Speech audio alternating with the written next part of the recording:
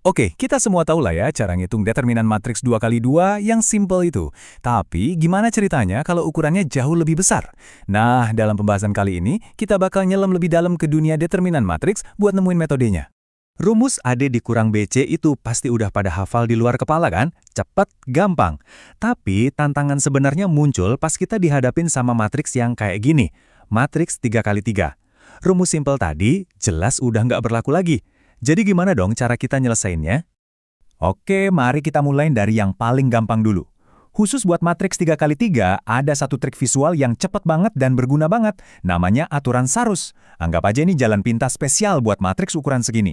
Prosesnya itu visual banget dan gampang diingat. Jadi pertama, kamu tinggal salin aja dua kolom pertama, terus taruh di sebelah kanan matriksnya. Kedua, kalikan angka-angka di sepanjang 3 diagonal yang miring ke bawah, terus jumlahin semua hasilnya. Terakhir, lakuin hal yang sama buat 3 diagonal yang miring ke atas.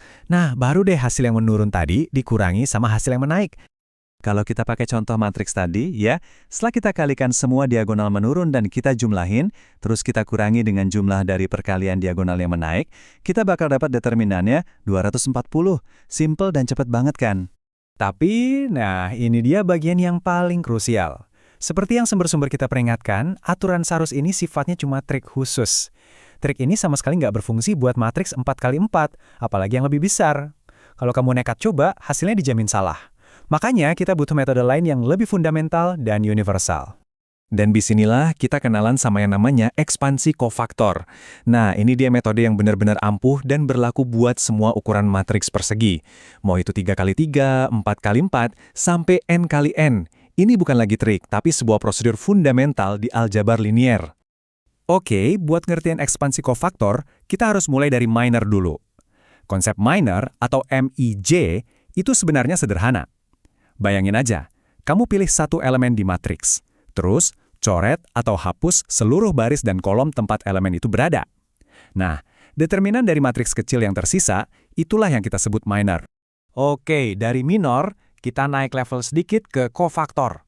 Gampang kok kofaktor, atau CIJ. Itu pada dasarnya cuma minor yang udah kita kasih tanda, entah itu plus atau minus. Tandanya ditentuin pakai rumus simple ini. Minus 1 dipangkatin sama jumlah baris dan kolomnya, baru deh dikaliin sama minornya. Ngapalin rumus pangkat tadi mungkin kedengerannya agak ribet ya. Nah, ada cara yang jauh lebih gampang, yaitu dengan nginget pola papan catur ini. Tanda buat tiap kofaktor itu selalu ngikutin pola selang-seling plus minus, persis kayak papan catur. Ini bener-bener ngebantu banget biar nggak salah tanda. Jadi, gimana semua ini nyambung? Gampangnya gini, determinan itu adalah jumlah dari perkalian setiap elemen dalam satu baris atau satu kolom dengan kofaktornya masing-masing. Dan bagian kerennya, kamu bebas mau pilih baris mana aja atau kolom mana aja buat dihitung. Hasilnya dijamin bakal sama persis.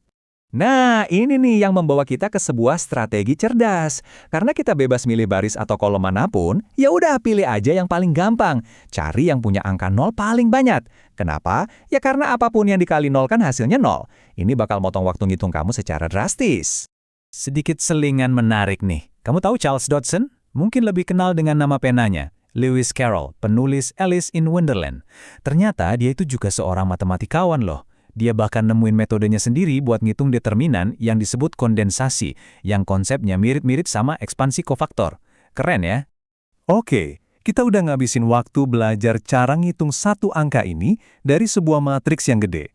Pertanyaan logis berikutnya pasti, buat apa sih ini semua? Kenapa determinan itu penting banget? Jawabannya, ternyata determinan ini konsep yang super fundamental. Kita pakainya buat macam-macam, mulai dari nyelesain sistem persamaan linier, nyari inverse matrix, sampai yang paling dasar, buat ngecek apakah sebuah matriks itu bisa dibalik atau enggak. Kuncinya, kalau determinannya bukan 0, berarti bisa. Bahkan di geometri, angka ini ngasih tahu kita luas atau volume. Jadi sebagai rangkuman ya, anggap aja aturan Sarus itu kayak pisau saku. Cepet banget, visual, dan berguna buat satu tugas spesifik, yaitu matriks 3 kali 3. Nah, di sisi lain, ekspansi kofaktor itu kayak toolkit lengkap. Dia lebih fundamental, lebih kuat, dan bisa diandelin buat matriks persegi ukuran berapapun. Dan ini dia pemikiran buat penutup. Walaupun ekspansi kofaktor itu sifatnya universal, prosesnya bisa jadi super lama dan ribet buat matriks yang ukurannya raksasa. Faktanya, komputer-komputer modern itu jarang banget pakai metode ini buat perhitungan skala besar. Mereka pakai metode lain yang jauh lebih efisien. Nah, ini kan jadi membuka pintu ke topik lain yang lebih dalam. Kira-kira metode apa ya itu?